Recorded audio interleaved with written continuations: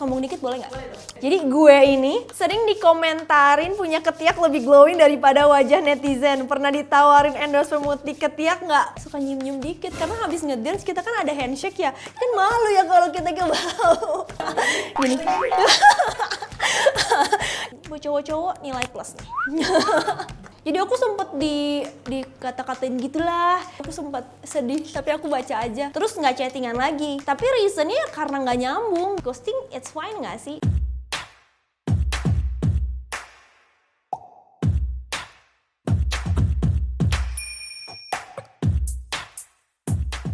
Oke, Cindy Gula and action. Hai, aku Cindy Gula yang L-nya 2 dan hari ini aku mau jawab pertanyaan dari kalian. Oke, langsung aja. Wah, banyak nih pertanyaannya. Masih inget nggak kalimat perkenalan pas di JKT48? Masih dong. Yang di depan mana suaranya? Yang di kanan mana suaranya? Yang di kiri mana suaranya? Semuanya mana suaranya? Seperti gula curiakan dunia, namaku Cindy Gula.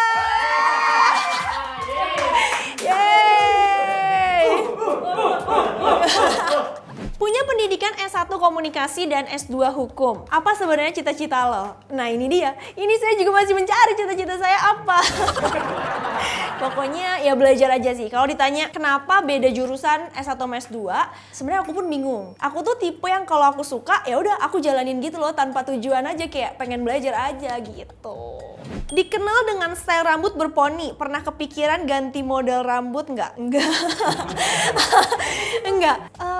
Kenapa ya? Sebenarnya sih ini rahasia umum ya. Jadi aku tuh setia banget orangnya. Jadi makanya kayak udah gini aja style-nya. Tapi mungkin kalau nanti pas married gitu ya, calon suami meminta untuk mengganti rambut, nanti baru aku ganti. Tapi pas married ya. Bukan sih, aku dari TK sih kayak gini, kayak Dora ya.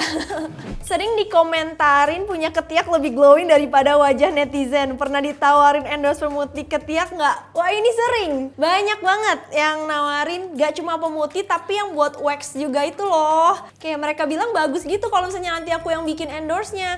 Padahal kan logikanya nih ya, kalau misalnya udah glowing terus dikasih wax lagi, nggak gitu ngefek kan, tetap glowing gitu. Punya pengalaman dicepuin nggak? So far sih nggak punya ya, soalnya aku tuh nggak punya yang rahasia gitu, jadi kayak jarang dicepuin sih. Pernah nggak ya? Mungkin dicepuin pernah waktu aku lagi jalan sama teman, tapi teman cuma dicepuin ke mami papi aku, dibilangnya sama cowok, padahal kayak ya cowok sih tapi teman gitu loh. Nggak ada pasti. Ada sih, tapi ada, tapi masalahnya aku nggak posting yang aneh-aneh juga gitu, jadi kayak ya udah. Cigul dulu sering balesin komen netizen kayak ke pacar. Sekarang udah jarang karena ada yang marah ya? Enggak kok, nggak ada yang marah. Iya seriusan, sungguh aku masih jomblo sih. Tapi buat yang peka, coba deh ditembak akunya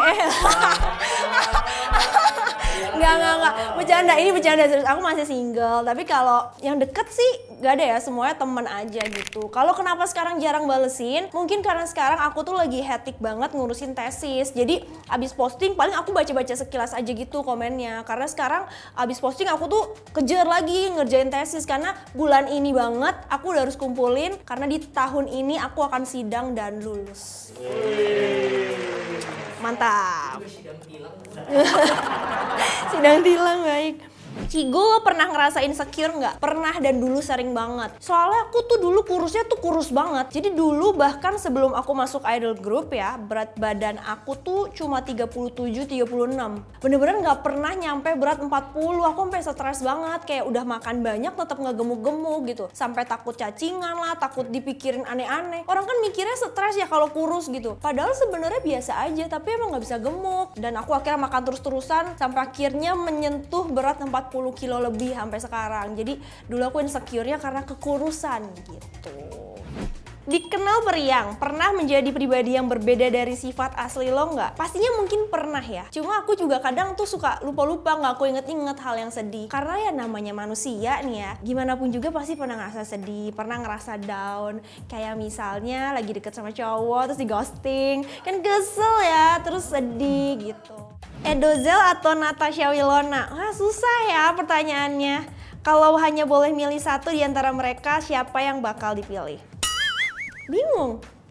Aku pilih Willow aja, karena kalau Wilona kan sama-sama cewek, jadi lebih mengerti untuk sebagai teman, lebih kayak saling tahu gitu loh. Kayak kita kan sama-sama girl gitu. Kalau Ko Edo lebih ke mentor, jadi dia kayak guru aku. Tapi kalau untuk teman lebih ke Willow, karena kita kan suka hangout bareng juga. Pernah ngalamin depresi nggak? Dan gimana caranya buat bangkit? Pernah sih. Dulu kayak pernah deh, pas putus. Jadi kayak gak depresi, cuma lebih ke down. Kalau yang sampai parah banget, aku sih bersyukur banget untungnya belum pernah. Karena setiap aku udah mulai stres, udah mulai penat, kayak burnout gitu, aku biasanya langsung mengalihkan gitu loh. Langsung olahraga, langsung muay thai atau lari atau sepedaan. Jadinya gak sampai di titik yang parah banget depresi sampai mau. Untungnya belum pernah. Apa perjuangan terbesar dalam karir lo? Banyak. Jadi dulu itu aku tuh pengen banget jadi penyanyi. Literally pengen banget jadi penyanyi. Jadi aku dulu ikut audisi AVI, itu selama 2 tahun aku ikut terus-terusan nggak lolos. Terus aku ikut Idola Cilik 1, 2, 3 dan nggak lolos juga. Jadi menurut aku perjuangan terbesar itu adalah waktu aku SMP, bahkan kayak masih SD deh. Jadi aku ikut audisi, dan itu posisinya rumahku tuh jauh banget di deket Serang. Terus aku harus bolak-balik ke Jakarta, dan zaman dulu tuh audisinya ngantri. Bener-bener yang berdiri, ngantri, nggak bisa kemana-mana. Parah banget deh pokoknya, aku kayak seharian, dan itu aku ikut hampir 4 tahun apa 5 tahun berturut-turut tapi nggak ada yang lolos. Jadi itu bener-bener berjuang sampai akhirnya aku lolos di idol group. Kalau sekarang udah lebih enak kali ya, mungkin kecanggihan teknologi sekarang kan audisi online ya. Jadi nggak dulu tuh panas-panasan, ngantri, kadang kelaparan gitu. Aduh, luar biasa deh pokoknya zaman dulu perjuangan. Yang agak berat mungkin pas aku udah nggak di idol group, itu aku mulai literally dari nol. Media sosial yang lama itu semuanya kan diambil, jadi aku harus mulai bener-bener dari nol. Cukup lumayan bertatih-tatih ibaratnya, bener-bener berjuang untuk mencari engagement lagi, mencari follower lagi. Pokoknya aku lumayan hectic sih dulu untuk bikin konten supaya orang-orang tuh tetap ingat aku, tetap mau follow aku dan ngikutin aku. Kebanyakan cewek nggak bisa baca maps. Kalau lo bisa dong, aku kemana-mana sendiri. Jadi aku nyetir sendiri kan, jomblo ya. Jadi mau nggak mau aku harus bisa baca maps, karena kayak kesini aja aku pakai maps kan. Buat cowok-cowok nilai plus nih. Bisa baca maps. Apa keputusan terbesar yang ternyata merubah hidup lo? Keputusan terbesar yang merubah hidup itu adalah ketika aku gak jadi masuk ke kuliah jurusan kedokteran. Awalnya itu aku tuh sebenarnya punya impian banget menjadi dokter. SMA-nya itu IPA. Pokoknya nyusul terus-terusan, aku praktikum sendirian, bikin laporan ilmiah sendirian. Karena kan dulu hectic banget ya di idol group, kayak nggak ada waktu untuk kerja kelompok. Jadi aku semua itu sendiri. Terus aku punya impian mau banget jadi dokter THT, kalau nggak dokter anak. Jadi aku daftar ke kampus, itu daftar kuliah kedokteran. Tapi karena satu dan lain hal, aku tuh juga passion di entertain gitu loh. Pengen nyobain jadi MC, jadi host, main sinetron, dan nyobain banyak hal lainnya di entertain. Dan akhirnya aku memutuskan untuk ganti jurusan. Itu menurut aku keputusan terbesar, tapi aku nggak menyesal dengan keputusan itu, malah aku bersyukur karena akhirnya aku bisa sampai di titik ini. Dan keputusan kamu yang cabut dari si member itu? Oke, itu juga keputusan yang cukup besar. Jadi JKT48 itu adalah tempat belajar. Ibaratnya sekolah nih. Kita kan nggak mungkin ya kalau sekolah tuh TK terus, SD terus, SMP terus, atau SMA terus. Tentunya dalam sekolah itu ada yang namanya level. Sama halnya kayak aku join di JKT48. Di sana tempat aku belajar. Bener-bener belajar banyak hal karena di sana juga rame. Jadi belajar beradaptasi juga. Di sana aku kurang lebih 3 tahun. Dan kenapa aku memutuskan untuk keluar? Karena aku merasa sudah cukup belajarnya. Habis belajar kita juga harus menggunakan ilmu yang sudah ada untuk keluar, untuk lebih besar berkembang. Akhirnya aku memutuskan untuk keluar, untuk mencoba sendiri nih, untuk fight, mengadu nasib gimana rasanya berjuang sendirian. setelah aku memutuskan untuk keluar, aku bersyukur banget dapat banyak pengalaman yang aku nggak dapetin waktu aku di idol group. Jadi aku bisa mengembangkan ilmu-ilmu aku. Contohnya nih, aku jadi lebih fokus ke YouTube. Nah, dari YouTube ini aku bahkan sampai diundang Pak Presiden. Itu aku diundang sekitar 3-4 kali ke Istana Negara. Terus ikutin belusukan juga untuk bikin konten YouTube. Gak cuma diundang ke Istana Presiden, tapi aku juga dapat banyak kerjasama dari kedubes Taiwan, dari kedubes China. Terus aku juga sempet ikutan pariwisata Indonesia. Jadi aku dikirim ke berbagai daerah di Indonesia, Karimun Jawa, Likupang, terus sempet ke Derawan juga. Itu bener-bener experience yang wow banget. Dan dengan aku fight sendiri, ternyata aku malah dibukakan jalan yang lebih luas lagi ke dunia yang lebih luar biasa ini. Jujur, lo pernah ghosting ke cowok gebetan nggak? Gimana ya? Aku sebenarnya agak bingung nge-ghosting apa enggak. Tapi memang pernah di posisi yang tadinya sering chattingan, terus nggak chattingan lagi. Tapi reasonnya karena nggak nyambung gitu. Maksudnya ngapain dipaksa? Dan kan belum ada hubungan ya. Jadi kayak ghosting it's fine nggak sih? Daripada maksa terus yang ada malah gak jadi temen tapi jadi musuh, bete-betean. Jadi mending nge-ghosting pelan-pelan tapi tetap jadi temen gitu. Pernah nggak nyium bau ketek sendiri secara diem-diem? Ya pernah lah, masa enggak?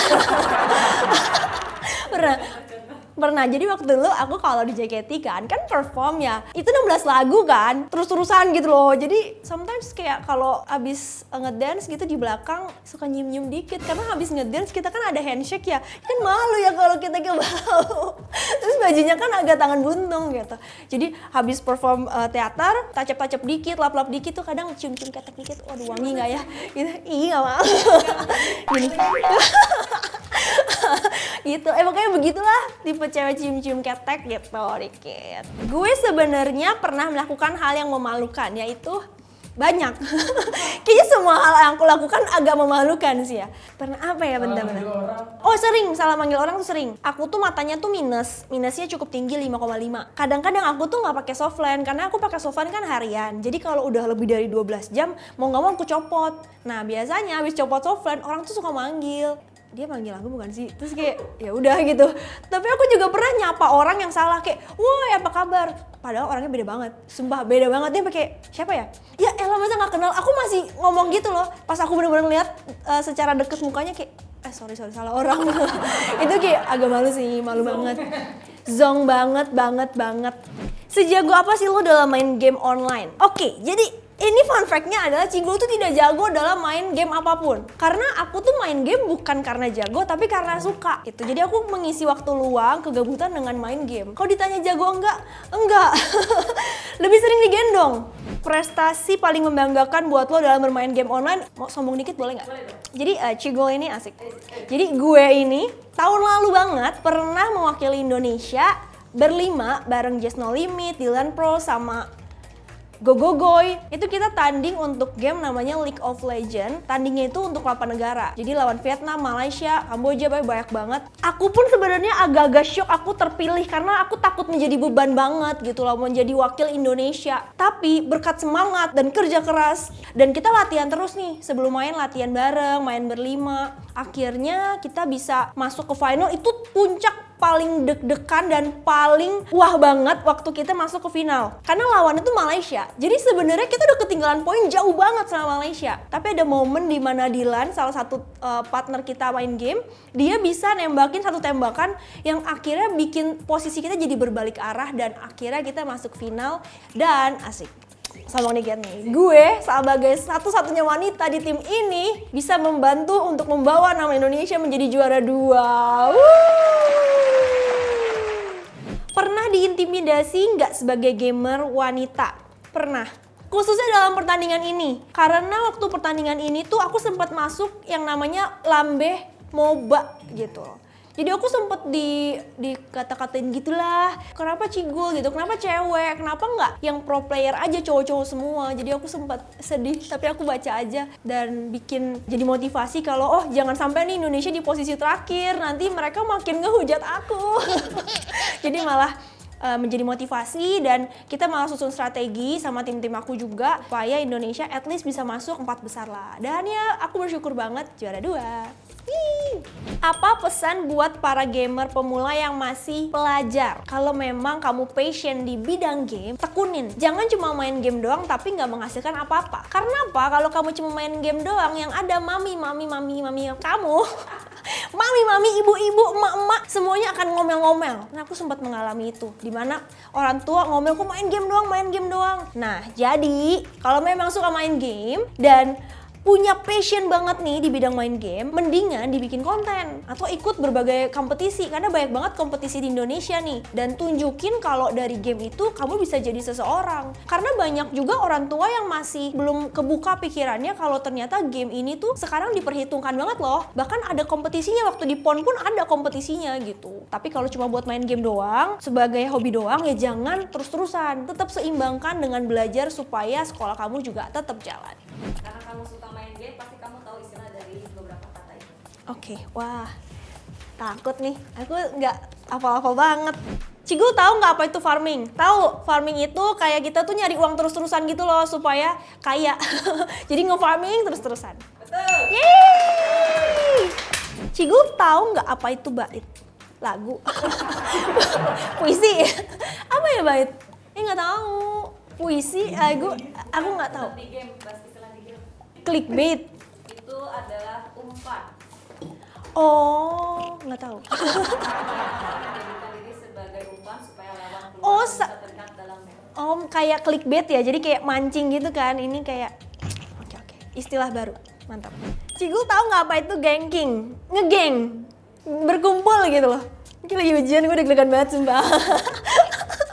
Istilah ini mengacu pada kondisi ketika pemain melakukan strategi tertentu untuk menyerang lawan. Disebut sebagai ganking karena serangan ini biasanya dilakukan oleh lebih dari satu pemain dan dilaksanakan secara terencana. Iya, berarti bener, ngegeng kan, berkumpul gitu.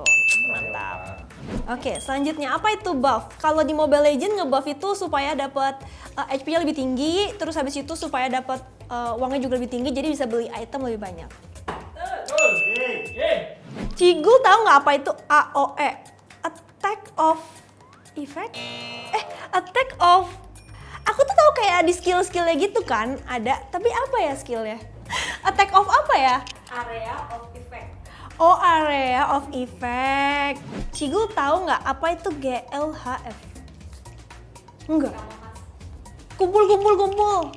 Bukan ya? Singkatan, good luck, have fun. Good luck, have fun. Baik. Baik. Good luck, have fun. Untuk menyemangati atau menyapa pemain lain saat sebelum dimulai. Oh iya, soalnya Among Us kan nggak ada suaranya ya, jadi ketikan gitu ya. Oke, Cigul tahu nggak apa itu sus? Ini di Among Us juga ya? Suspek kayak mikir, oh dia ya nih ya, salah satu orangnya ya. Bener nggak? Betul. Cigul tahu nggak apa itu DPS? Ini aku tuh tahu, the meg per second bukan sih? Betul. Bener ya? Yeay! Selanjutnya, Cigul tahu nggak apa itu glitch?